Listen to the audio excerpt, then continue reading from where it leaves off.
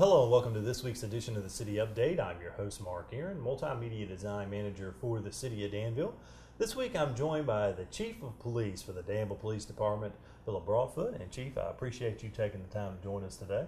Sure, Mark. Glad to do it. And I know it was about a week ago as of this taping, you spoke to Danville City Council during a work session about the crime statistics for 2014. I know Council had asked for you to come and talk to them a little bit about those statistics, break them down for you, because I guess a report came out that we were second in the state when it came to crime rate. And on today's show, I want to talk a little bit about crime in the city, the crime rate, and some ways that you presented to City Council that we can maybe lower that rate. And on today's show, we're going to cover all of that and more. Chief presented a PowerPoint presentation to City Council during that work session. We're kind of going to follow that outline of the presentation that the Chief gave, so you'll have a good understanding of what he did present to City Council. But Chief, when we talk about crime rate, how is that calculated here in the state? Because it's different than just, I guess, your overall crime in the city, right? The crime rate is based strictly on population. It's the number of incidents that occur and the population of the region. The FBI decided way back decades ago that the only way that they would compare crime throughout the United States would be with the crime rate based strictly on the population. So when you look at the crime rate for a county as opposed to a city or urban area, it's strictly population. It doesn't take into effect that you're like a county in Montana that has 500 people spread over 500 square miles, has a very, very low crime rate as opposed to a city with a whole lot of people in a packed into a small area. So it's strictly by population. It doesn't look at any other factors such as density or any of the other things that can affect crime, like education rate and poverty rate.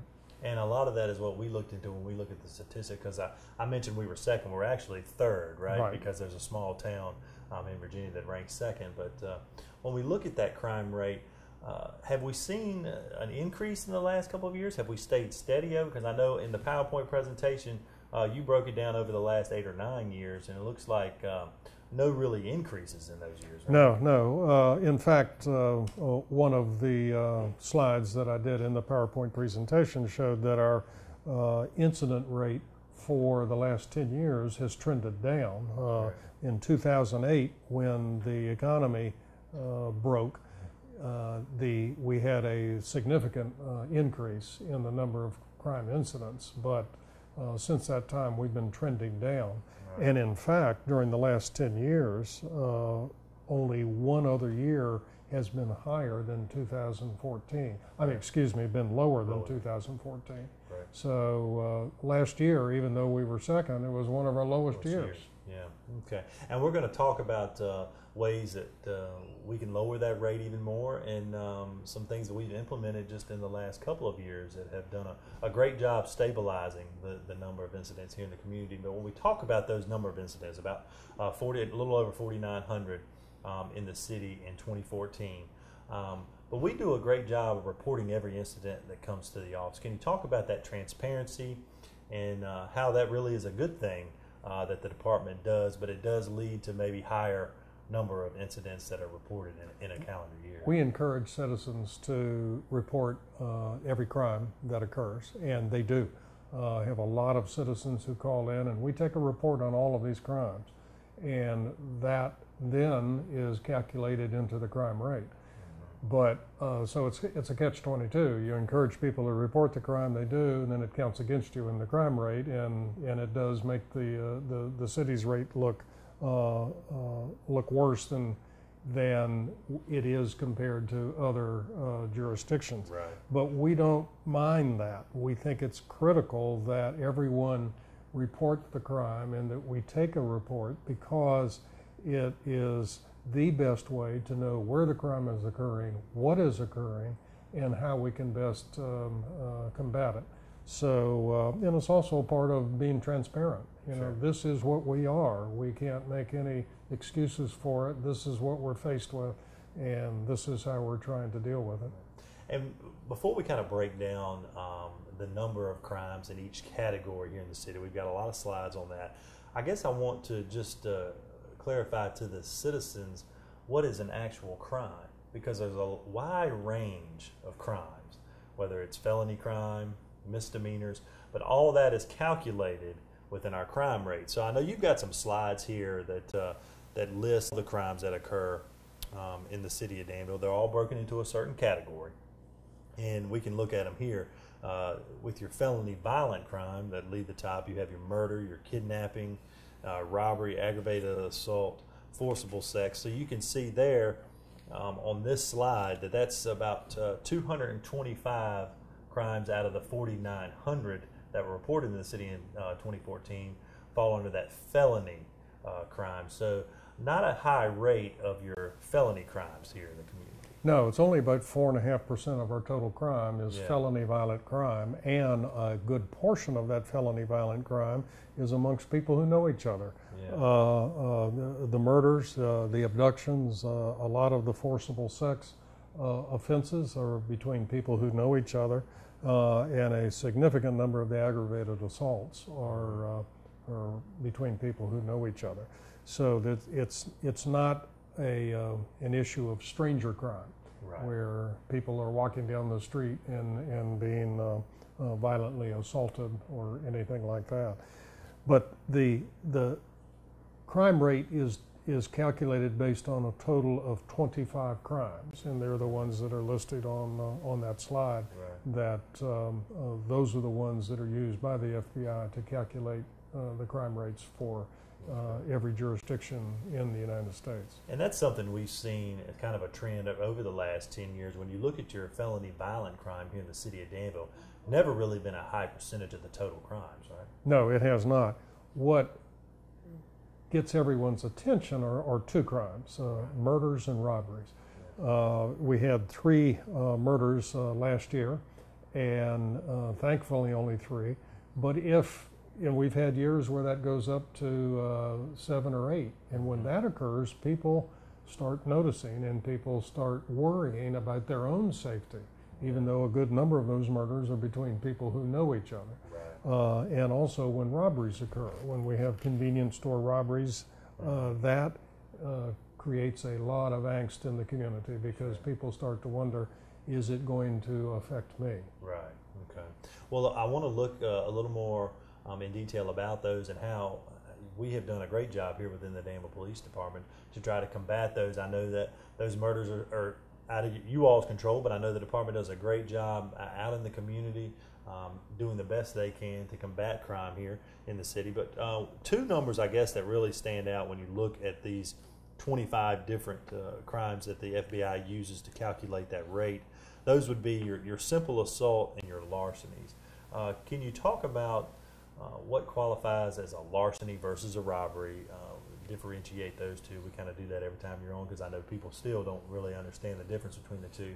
And then your simple assaults. What classifies that as a simple assault? Okay, well, take the first one. A lot of people do get the terms robbery, burglary, and larceny mixed up. They don't understand what the elements of the offense are. And I think the best way to describe it is we'll use a bicycle. If you park your bicycle in your front yard and it's missing the next morning, someone has come onto your property and pushed your bicycle away and taken it, that's larceny. Larceny is stealing. So someone has stolen your bicycle. If you decide that you're going to put the bicycle inside your home to protect it from being stolen, and somebody looks through the window of the front door and sees it, and then breaks the door open and takes your bicycle, then they've committed the crime of burglary. They have entered a home or a structure, a residence, with the intent to commit larceny inside. So that's the crime of burglary. And then if you're riding that bicycle down the street and somebody comes up and takes it from you by force, either with physical force or with a knife or a firearm, then that's robbery. When somebody takes something by force from you. So that's the best way to explain larceny, burglary, and robbery. Well, when we look at the number of larcenies here in the community, is that out of the ordinary to see such a large number or a large percentage of the crime in the community being a larceny per se, when you're looking at, I guess, 1,300 of the over 4,900 that are crimes that are committed in the community being a larceny? We do have a high larceny rate. One of the reasons why we do, of course, is we report all the ones that are reported to us. But the larceny rate is driven, 30% of them are shopliftings that are reported to us by stores. And those are only the ones necessarily that they want to follow through and prosecute on. There are a lot of stores that take action themselves and never let us know what they did. So technically the larceny rate could be much higher because of that. But it's pretty shocking that 30% of the larcenies are shoplifting. 9% of them are theft from motor vehicles, and almost all of those motor vehicles are unlocked. So people leave a pocketbook or a camera or a laptop or an iPhone or something sitting in a vehicle unlocked and it's taken. Those are very, 9% of the larcenies are clearly preventable. And you're talking almost 10%, so about 130 of those are preventable. Very interesting. Okay. Now, when you look at, I guess, the simple assaults, can you talk a little bit about in detail what constitutes a simple assault and how those are reported? Because we have, I guess, about the same number, maybe 9 more, about 1,329 here in the city in 2014. The difference between simple assault and aggravated assault is the felony, and aggravated assault is when, usually when significant injuries occur or a weapon is used. Whether it's a baseball bat or a knife or even a firearm. Aggravated assault can even be if someone shoots towards you. And in the aggravated assaults that we had, there were really only 85 incidents, but it's listed as 108. And the reason is because there were 108 victims of that. We had one instance where someone fired a bullet into a house, and there were 8 people in the home. So we had 8 incidents of aggravated assault. No one was injured, but because the firearm is used, that's what made it aggravated assault. Simple assault is usually a push, a shove, a hitting, a slap, those kinds of assaults that don't result in serious injury or a weapon being used. Okay, very good. Now, when we look at other things on this list, I guess the infrequent crimes, as you all constituted, anything else that stands out in your mind when you look at the overall crimes for 2014 here in the community? The infrequent crime is, we list it as such because it's the crimes that generate less than 100 total for the year. Motor vehicle theft was 60. We do have a motor vehicle theft rate that is far lower than the national and state average. So, and counterfeiting and forgery are 50. Those were the 2 highest in the infrequent crime category. We have a lot of counterfeiting that goes on here in the city of Danville. I have a lot of folks that print bills. They bleach them and they wash them and they print over them. They don't do a very good job with it. You can spot them, but it comes in waves. Somebody will start counterfeiting, and then we'll sell those bills at a discount. If they have a $100 counterfeit bill, they may sell it for $20. And so a lot of them are used around town, and we recover quite a few. Yeah, and I know the Crime Prevention Office does a good job educating store owners, utilizing the pins and the markings to identify those when they do come across the register there. So you have an interesting slide here, and I know you presented this to council, that if no violent or no infrequent crimes occurred in 2014, you can see it there on your screen. That's a total of 399. We would drop from 2 to 4. So that that really shows you about the larcenies and the large number of the simple assaults and how that can really skew your crime rate when you're really not talking about much felony crime in a community. That's right. Only dropping 2 places in our crime ranking. Right. If we get rid of all of the infrequent crimes and violent crimes, out of 25 crimes, if we ended up getting rid of 18 of those categories, it would only drop us to 4th place from 2nd. So I'm assuming when we look at the ways that we can, combat crime here in our community, there's a lot of different ways to do that. And I know you shared a lot of those with council in this presentation. So what I want to do, I want to take a quick break. When we come back from break, we'll talk about ways that the Danville Police Department is currently doing that. And then I know there's some new ways utilizing technology and some other things that we're going to maybe implement here in the department to combat crime as well. So don't go anywhere. When we come back, we're going to touch on those topics and a lot more with the Chief of the Danville Police Department this week, Chief Philip Broadfoot, our guest. So stay tuned. We'll be right back.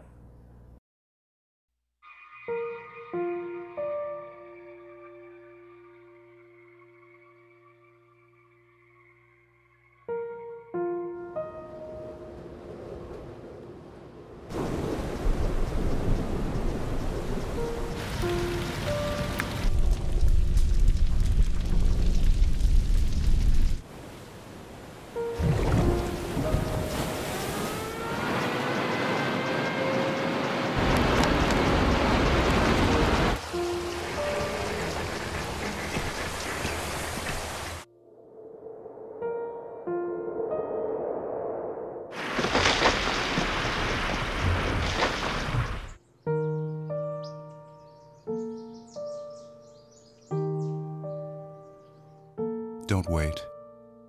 Communicate. Make your emergency plan today.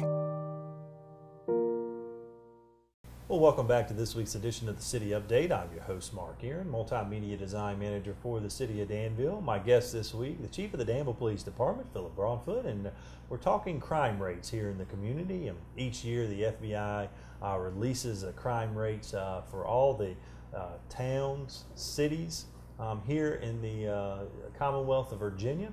And Chief actually spoke to Danville City Council just last week as of this taping during a work session on our crime rate.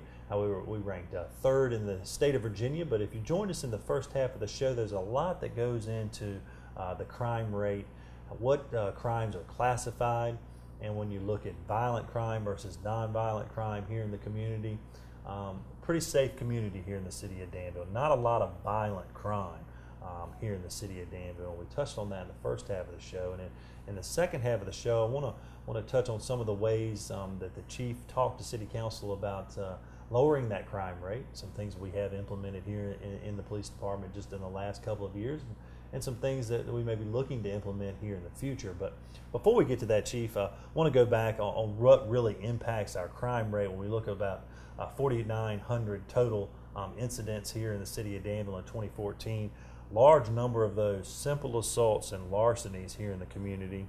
And then also, one thing we didn't really touch on was your drugs and your weapons violations, almost about 900 of those. And we talked about this during the break. When we focus on combating that violent crime in the community, you're going to take on more weapons and more drugs. You're going to be doing more stops. So it's kind of a catch-22. You're going to increase those numbers while trying to decrease your violent crime. So kind of a tough situation for the police department when it comes to that crime rate and calculating that rate. It really is, Mark. One of the proven ways and accepted ways to deal with violent crime in a community is to be very, very proactive in making traffic stops. If we're trying to deal with robberies of convenience stores, then we have a very strong presence around the stores, and we're making traffic stops for traffic violations so that we're seen and the blue lights are on, and that the people that are thinking of committing a robbery are going to not do it or go somewhere else. Yeah. But in that process, we are finding drugs and narcotics, and those are counted as crimes. And because of the actions of the officers in making traffic stops or interacting with citizens. So in our efforts to reduce violent crime by a small amount, we end up adding to our overall crime by 800 or 900 when we deal with the drugs and the weapons that we find in those traffic stops and in those interactions. So it does hurt us, but when you have a choice of either having some violent crime or having a high crime rate based on the number of drug and weapons violations we find, I'd rather have the latter. Sure. And just another reason why you can't take that third in the state of Virginia for crime rate at face value. You got to dig a little deeper. You can't just see the headline and wonder, are we safe here in the city of Danville? Because we are. You just got to dig a little deeper into some of the numbers, which we're trying to do today for the citizens.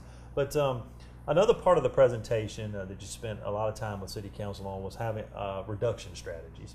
And we've got some slides here to talk a little bit about that, and I want to break this down for the citizens. And some of this stuff we're doing a great job now with, but want to talk about the first bullet point here. You have intelligently led policing, and that's using analytics and strategically placing your officers in the city of Danville based on previous statistics of where crime is occurring. Can you talk a little bit about how we're utilizing that technology and it's really helping combat crime here in the community? The intelligence-led policing is using data to figure out where your crimes are occurring, trying to analyze the patterns, and then taking specific actions to try to prevent the crime from occurring.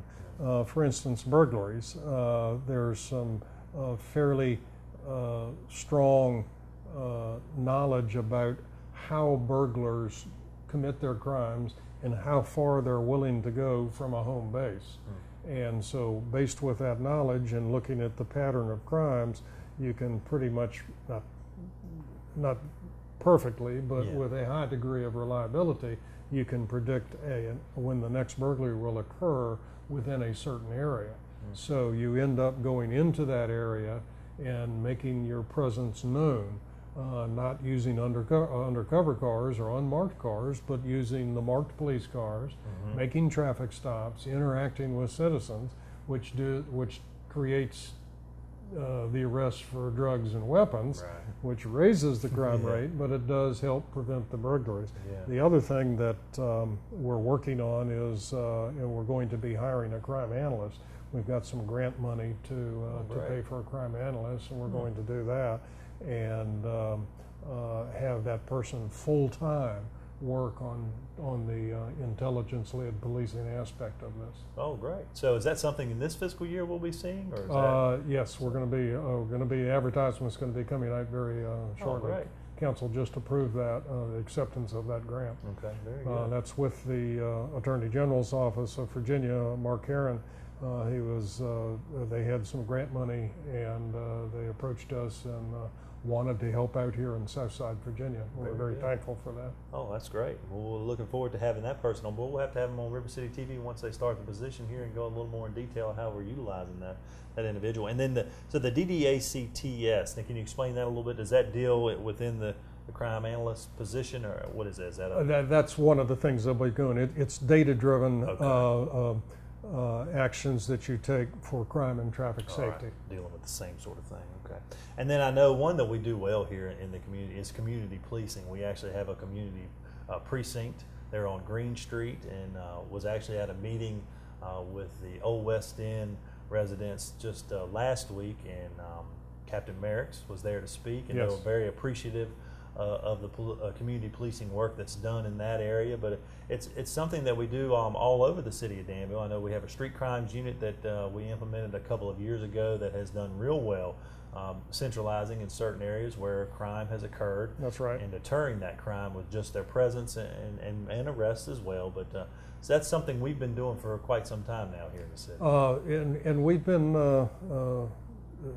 been open for changes within that community policing operation, because things change, people change. I mean, when years ago it was street corner drug crime. That's a thing of the past now. That doesn't happen anymore. Cell phones changed all of that.